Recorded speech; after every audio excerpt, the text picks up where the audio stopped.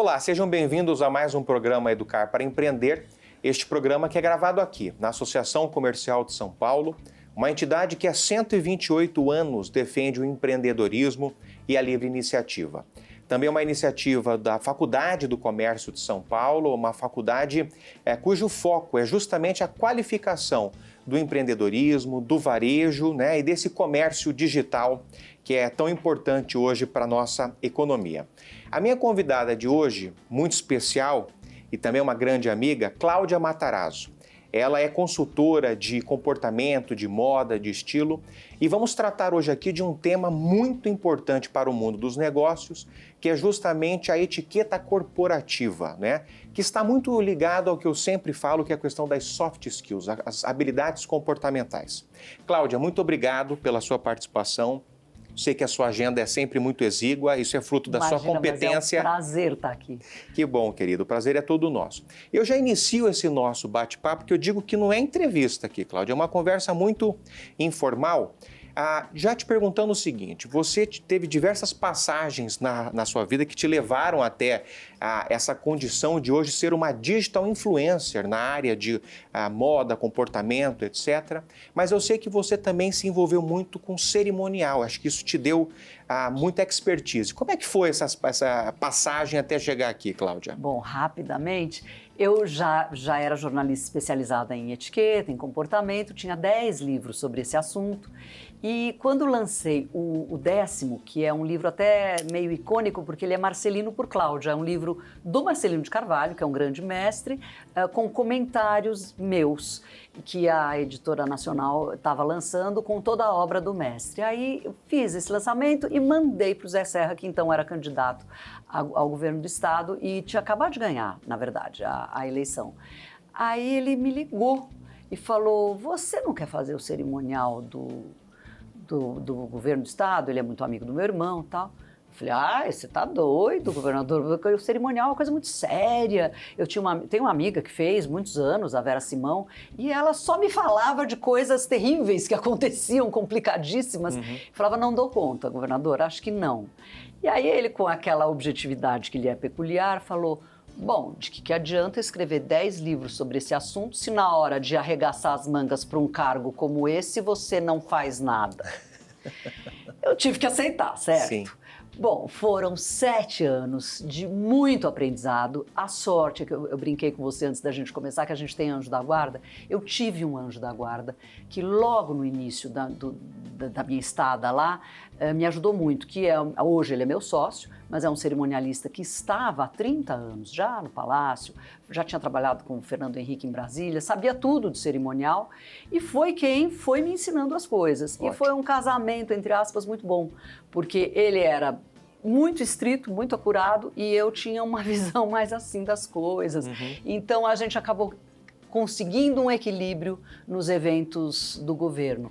Ficamos lá 7 anos, passei por Serra, Goldman, Geraldo Alckmin, e aí eu já estava com todos os cabelos brancos, achei que já estava de bom tamanho e voltei para minha ocupação original, que é o jornalismo, as aulas, as palestras, que é um pouco mais leve, No século passado, exatamente, nós tivemos 2 grandes revoluções. A revolução da informação, que deixou todo mundo se comunicando online, ao vivo, o tempo todo, era muita informação chegando, Então, isso acabou criando ruídos na comunicação das pessoas. As pessoas começaram a achar que valia tudo, as tribos também começaram a se comunicar, porque antes você tinha tribos diferentes que não se intercomunicavam e mais atrás tinha classes sociais que também não lidavam umas com as outras.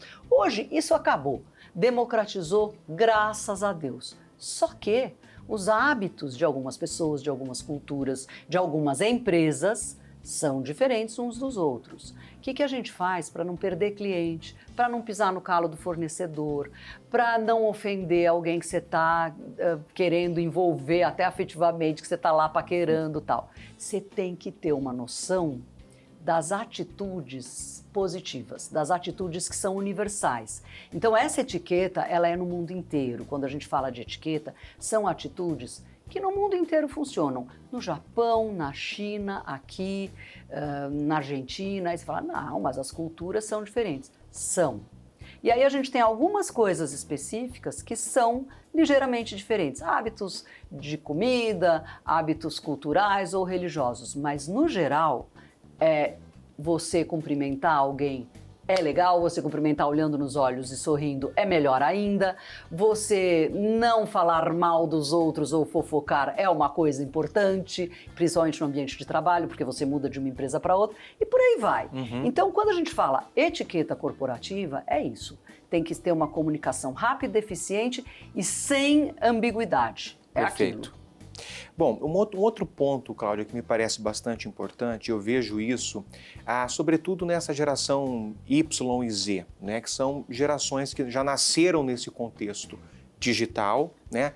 Essa relação homem-máquina ficou muito mais, digamos assim, forte, né? E são pessoas tímidas, é uma geração, além de um pouco apática, é uma geração mais tímida, certo? E eu costumo dizer que a timidez não é uma virtude. Na verdade, a pessoa tímida, ela na verdade mata às vezes os seus próprios talentos, porque não adianta você ser tecnicamente incrível e capacitado e gabaritado se você não consegue demonstrar, de fato colocar aquilo para o mundo. Então eu queria saber de você a sua visão, se você também acha que ser tímido não é uma virtude, tá certo? Ser tímido não é uma virtude, mas também não é um defeito. A gente pode transformar essa timidez numa coisa muito especial e que está em extinção, que é a discrição. Então assim, mas eu sou tímido. Ótimo, você pode continuar a ser tímido, mas um tímido que sabe comunicar. Se eu te disser que eu sou uma pessoa tímida, ninguém acredita. Não parece. Não, eu viajo 3 dias, às vezes, a trabalho, eu não falo com ninguém, porque quem sou eu para ficar falando com as pessoas, puxando conversa? Ao contrário da minha mãe. Então, eu sou uma pessoa bem reservada, mas eu aprendi a comunicar, porque se a gente não se comunica, como dizia o Chacrinha, se estrumbica mesmo. Então, assim, o que pode fazer uma pessoa que é tímida? É focar no que o que é importante para ele, o que eu quero expressar dentro ou do meu trabalho ou da minha vida e procurar formas de comunicar isso. E aí, para isso, a gente tem as redes sociais que podem ajudar, a gente tem cursos até de oratória, porque às vezes o cara precisa falar em público, ele detesta isso. Gente, curso de oratória parece uma coisa antiga, nada, funciona, é uma coisa rápida, te deixa mais solto, ou até cursos de teatro. Eu tenho um amigo que era super tímido, fez um curso de férias de teatro. Geralmente ajuda. Nossa, saiu falando e saiu com outros interesses, é amigo hoje de um monte de gente do teatro, enfim. Então, faça alguma coisa. Aí tem o outro lado, né? Ninguém precisa cobrar de uma pessoa tímida de ser um showman, não é isso. Porque hoje todo mundo é showman, todo mundo tem vários canais, eu tenho 5 canais, Deus me livre, né? Não dá, ninguém dá conta de ser inteligente em 5 canais. Vai dar errado, vai dar ruim, né? Então, eu acho que assim, a reserva é boa. Se você é tímido, você pode se comunicar e não precisa se comunicar tanto, mas se comunique. Porque daí quando você se comunicar, as pessoas vão prestar atenção. Perfeito. Você acha que a cultura, o repertório, ter assunto é algo importante? Isso é ótimo para o tímido também, né? Claro. Eu acho que está faltando repertório no geral para as pessoas, porque as pessoas deixaram de ler muito, porque é mais fácil você ficar lá rodando a tela e tal. E ninguém nem tem paciência de ler o que está na tela do Instagram, é muito doido, né? Então assim, gente, leiam e se for o caso, até pensa um pouquinho naquilo, interessou, marca para aprofundar aquele assunto, porque uma pessoa que tem assunto, ela não vai se atrapalhar socialmente, né? É aquela coisa de você estar numa rodinha, você chega na rodinha, alguém está falando, você tem assunto, você tem alguma história para contar, ou você tem um interesse, ou principalmente também, que eu brinco, eu falo assim, você está perdido? Faz alguma pergunta sobre aquele assunto que estão conversando ali. Mostre interesse. Mas não me interessa nada, estão falando ali de nave espacial. Pois é, mas de repente tem alguma coisa interessante sobre nave espacial. Exatamente. Né? Então pergunta. E na verdade, Cláudia, eu acho que, claro, a leitura é fundamental, mas hoje a informação está tão acessível, quer dizer, você tem streaming, Netflix, Amazon, você tem o YouTube, que é um repositório incrível de milhões e milhões de conteúdos, você tem a inteligência artificial, o ChatGPT, quer dizer, você tem tantas ferramentas hoje para adquirir informação, conhecimento. Não precisa ler, né? Mas procure, assista, crie um repertório, né? Faz uma coluna de interesses, e vai todo dia, faz essa lição de casa para você mesmo, porque a gente vai encontrando, a janela vai abrindo, né? Aquela janela que é estreita vai abrindo e fica mais fácil se comunicar. Eu digo uma coisa também que me parece, ao menos importante, Cláudia, que é justamente o seguinte, a pessoa, ela só adquire autoridade quando ela é uma pessoa interessante. Não é? E para você ser uma pessoa interessante, você tem que ter assunto, você tem que ter cultura. Quer dizer, na minha avaliação, a principal ferramenta para socialização é ter assunto, é ter repertório. Eu vou até um pouquinho além, vou usar o meu exemplo porque é mais fácil. Quando eu comecei a aprender cerimonial, que eu estava no governo, Sim. Eu tive que aprender. Eu fui adquirindo autoridade pagando um monte de mico, lógico, e aí você vai estudando, vai percebendo e na prática você adquire uma certa autoridade. Então, o que acontece? A gente adquire autoridade também quando a gente tem convicção. Perfeito. E você só vai ter convicção se você tiver segurança daquilo que você está fazendo. E aí eu me lembro que às vezes eu falava assim, gente, tem que mandar o governador ficar quieto, ou tem que mandar o governador... Então fala você com ele. Mas, gente, se a gente não falar que é o cerimonial, quem é que vai falar? Então eu me lembro até de uma vez, era com o Temer, que era na época. Tinha que descer para uma premiação e não estava na hora a história. E era o Alckmin até, era o Geraldo Alckmin, governador, e o Temer. E aí eu ouvindo lá da pessoa que estava preparando a premiação, falando, não desce agora que não está pronto, não está pronto. E o governador estava com pressa, foi saindo. E o Temer atrás dele. Aí eu parei na frente do Temer e falei, presidente, não, aqui, fica aqui. O Geraldo olhou para trás, falei, governador, não está pronto lá embaixo. Então a gente tem que ter as informações e tem que ter a convicção. Eu falei, gente, fiquem tranquilos, eu aviso quando for para descer, senão é um desastre. Então não pode ter medo, tem que ter segurança e convicção. Perfeito. Cláudia, a gente vai fazer um pequeníssimo intervalo, a gente já volta em instantes neste bate-papo incrível tratando de etiqueta corporativa. Até já.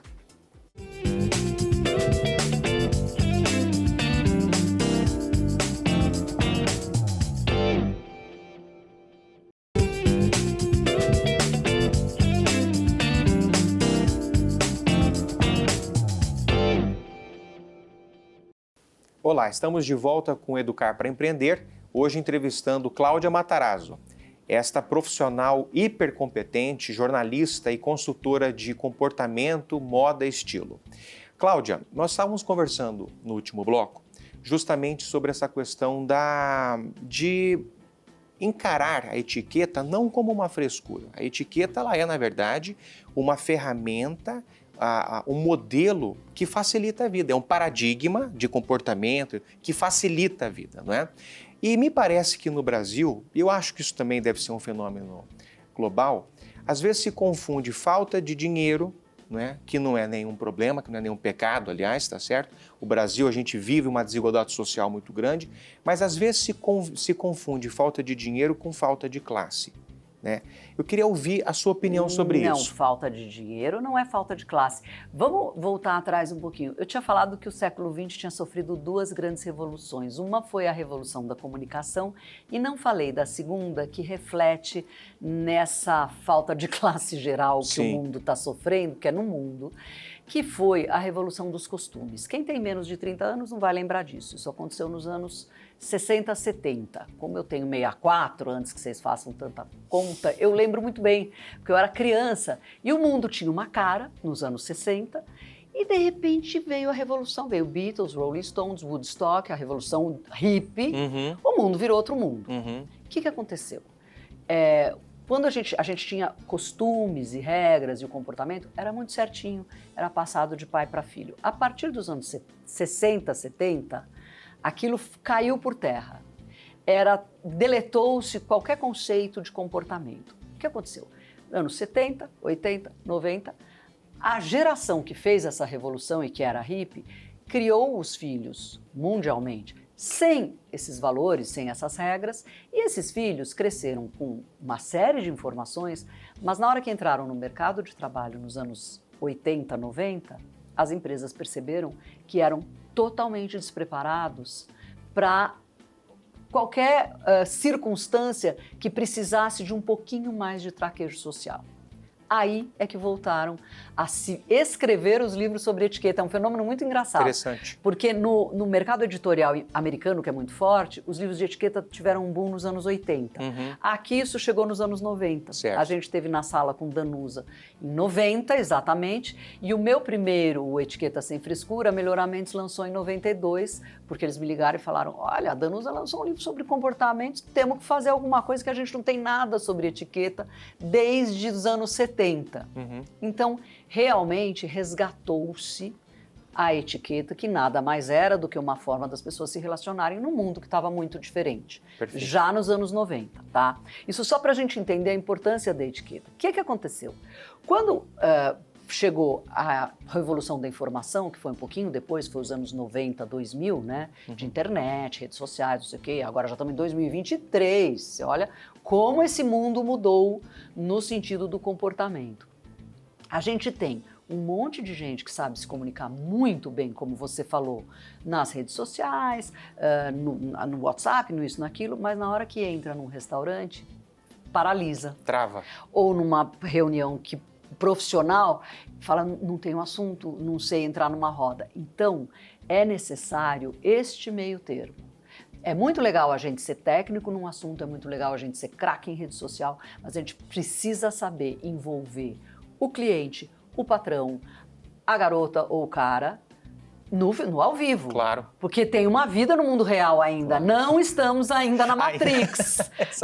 tá lá, mas né? Então, isso a gente só adquire, como você falou, com conhecimento, com muito traquejo ao vivo. Então, respondendo a tua pergunta, falta de dinheiro não quer dizer falta de etiqueta, tá? Falta de etiqueta, na verdade, é a falta do conhecimento da ferramenta, porque é uma ferramenta. Claro. Você pode adquirir na leitura, em curso, online hoje, graças a Deus, e também presenciais, porque é mais divertido, presencial, pelo amor de Deus. Então, dá para adquirir, tá? Agora, eu tenho uma história muito legal de é um amigo meu hoje, querido amigo, mas quando eu conheci, ele era maquiador de um show que eu fazia, nos anos 80, no Palladium, com Abelardo Figueiredo. Esse rapaz veio do Piauí, pensa, ele veio com 16 anos, não sabia ler nem escrever, era negro e homossexual, não estava fácil. Ele chegou aqui, eu conheci, ele tinha 20 e pouquinhos, chegou aqui e conseguiu montar um salão de beleza, tamanho o talento dele. Não sabia ler nem escrever, mas sabia fazer conta. O salão ia bem, obrigado, e ele foi fazer maquiagem no elenco do Abelardo Figueiredo. Lá ele conheceu a Dercy Gonçalves, que nunca mais o largou, até ela morrer, ele virou o maquiador da Dercy. E eu brincava com ele, eu falava assim, Zé, você veio do Piauí e você virou maquiador da Dercy. Agora, se você tivesse nascido na Inglaterra, você estaria maquiando a Rainha Elizabeth. Porque ele era de uma educação, de uma sensibilidade, então não tem nada a ver com dinheiro, com extrato social, com aonde nasceu. É a pessoa estar antenada. Ter sensibilidade, sempre antenado. E aí eu fiquei muito feliz que há uns 10 anos atrás ele me ligou e falou, aprendi a ler. Quanta coisa que dá para fazer lendo. Olha só. Gente, mas me deu até lágrima nos olhos quando ele falou numa alegria. Falei, ai, Zé, que bom que você aprendeu a ler, né? Excepcional. É o máximo. Não, com certeza. E aí eu te pergunto o seguinte, Cláudia, para quem está nos assistindo, tá? Que é um público de empreendedores, né? Um público que está aí no mercado, no mundo dos negócios. E a pessoa tem a dúvida do seguinte, eu vou para uma entrevista de emprego, tá certo? Ou eu vou para uma reunião de negócios tentar fechar um negócio. Como é que eu me visto? Como é que eu me expresso? Se eu falo alto, se eu falo baixo, se eu olho nos olhos? Quais dicas você dá, Cláudia? Primeiro, entrevista de emprego. Estuda a tua empresa ou a área e você tem que entender que você tem que estar de acordo com aquela área. Não é de acordo com o seu estilo pessoal, porque às vezes nosso estilo pessoal não combina com uma área mais sisuda ou vice-versa. Você é mais sisudo no vestir, mas você está indo para uma área super informal. Não é legal você chegar lá de terno e gravata. Então, estuda. Qual é o dress code lá da empresa? Ah, é mais ou menos isso? Bom, vou ajustar o meu estilo a esse dress code. Homens e mulheres, não precisa estrear roupa em entrevista de emprego. Aliás, eu não aconselho. Porque roupa nova, a gente nunca sabe como é que ela vai se comportar. Sapato novo, então, nem pensar, né? Então, é assim, vai com uma roupa que você se sinta bem. que você já usou, sabe que você se sente bem, que você tá legal, porque aí não tem erro. E confortável, né? E Porque de repente ficar sentindo dor numa entrevista é horrível. Exatamente, confortável. Uma roupa confortável que esteja adequada ao que a empresa coloca ali. E eu acho que assim, o falar, porque a gente fica muito nervoso, né? Entrevista de empresa, você quer falar, quer perguntar, fica ansioso. Então, assim, primeiro ouve, respira fundo, não chega em cima da hora, procura chegar meia hora antes, que aí você se aclimata, vai no banheiro, volta do banheiro, mulher vai retocar batom, homem pode pentear a cabeça, sabe? Desliga o celular também, porque a gente não fica na neura. Né? Você vai se aclimatando e pensando na entrevista. Vai respirando fundo, vai pensando no que você vai falar ou não vai falar. Eu acho que é isso. Falar pouco no sentido de não falar demais na entrevista. Né? O entrevistador quer ouvir, mas ele quer ouvir coisas pontuais. Né? Claro. E por fim, Cláudia, uma pergunta que eu acho que é interessante porque as pessoas pensam o seguinte, até assistindo suas redes sociais, das pessoas, né, que costumam no Brasil falar de etiqueta, de moda, de comportamento, são pessoas muito sofisticadas, como você é uma mulher sofisticada, mas embora muito acessível. Eu acho que tem muitas pessoas que têm dúvida do seguinte, para estar bem trajado, bem vestido, precisa gastar dinheiro? Não precisa gastar dinheiro, você precisa se conhecer. O que é se conhecer? Qual que é o meu estilo? O estilo é a nossa expressão da alma, né, que eu quero expressar numa roupa. Mas isso aqui tem que combinar com a tendência que está se usando ou com o dress code da empresa. Então, procura isso. Aí você vai se olhar no espelho e vai falar, eu sou loiro, eu sou moreno, eu sou preto. Então, as cores têm muito a ver. Use cores que combinam com você e eu já vou dar uma dica assim ótima. Tem uma tabela de cores de uma americana que chama Carol Jackson, Carol lê com C, Jackson. Ela tem um livro para homens e mulheres que é fantástico. Você nunca mais vai errar uma cor na tua vida. Então, assim, isso funciona, tá? No Brasil, os homens são mais morenos, de uma forma geral, são cores específicas. E aí você acerta na cor, você fica com um ar de mais saúde, você fica se sentindo bem, você não fica abatido, porque a cor errada, ela pode acentuar a olheira, ruga, dar um ar de cansaço para homem e para mulher. Claro. E principalmente homem que não usa tanta maquiagem quanto mulher. Então, presta atenção nessas coisas. E sempre um tom abaixo, no sentido assim, eu adoro estampado, mas você não vai de estampadão, porque a cor lisa perto do rosto, ela vai te realçar traços, vai trazer para frente as tuas cores. Então, hoje eu até tô com um estampado, é um estampado relativo. Então, assim, quanto mais elemento perto do rosto, mais confunde. Procura o liso aqui em cima, tanto homem quanto mulher. Homens, trabalhem no contraste, quando tiver com o terno, é camisa clara, terno médio ou escuro, não é tom sobre tom, senão você vai ficar parecendo uma coisa só, né? Trabalha no contraste, a gravata mais escura que a camisa, que é mais clara que o terno, tá? Que o Wilson, que não me deixa mentir, né, Wilson? Obrigado, querido. Olha só, mas esse aspecto, assim, precisa, na verdade, estar com grifes? Não é, Cláudia? Não precisa. Precisa estar com uma roupa que te caia bem. Então, não tenha medo de pedir para fazer bainha. Homem tem mania de... não experimenta na loja. Põe aqui e fala, é meu número, sim. Cara, experimenta. Experimenta. Tira o sapato ou o tênis, põe o tênis de novo, marca essa bainha e você vai voltar na loja para fazer a bainha, porque não vai ser sua mulher, nem sua namorada, nem ninguém que vai fazer essa bainha em casa. Aí vai ficar parecendo segurança de boate, né? Que eles são muito altos, então eles compram aqueles ternos imensos e fica 3 camadas assim da bainha engruvinhada lá embaixo. Não, então a bainha tem que estar feita, cobrindo o pé, sem fazer camada, caindo bem. O ombro tem que estar no lugar, então assim, não, tá caindo esse ombro, então tá grande esse paletó, não é esse que você tem que usar. Arruma é o famoso terno de coveiro. Arruma tudo que você puder arrumar, mas arrume, tá? Porque a loja tá lá para isso. Aproveita as costureiras da loja, porque existe ainda. Mas eu pedi no site. Bom, então você tenha alguém muito legal que te faça reparos. Isso é importante. Perfeito. Cláudia, olha, quero te agradecer enormemente. Infelizmente, o programa dura apenas 25 minutos e quando a entrevistada é incrível, competente, inteligente como você, passa rápido o tempo. O bate-papo foi excepcional, agradeço as dicas, né?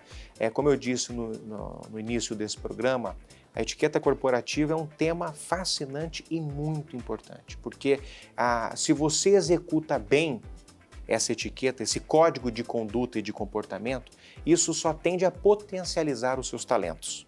Isso te ajuda. É verdade, Wilson. E isso é na vida, não é só no corporativo. Quer dizer, claro que na empresa é muito importante porque é a tua carreira, mas você leva isso para a tua vida. E Claro. vice-versa, né? Traz da vida para a empresa. Com certeza. Cláudia, muito obrigado e já fica o convite para um próximo programa. Se Deus quiser. Obrigada, gente. Muito obrigado e até o próximo programa Educar para Empreender.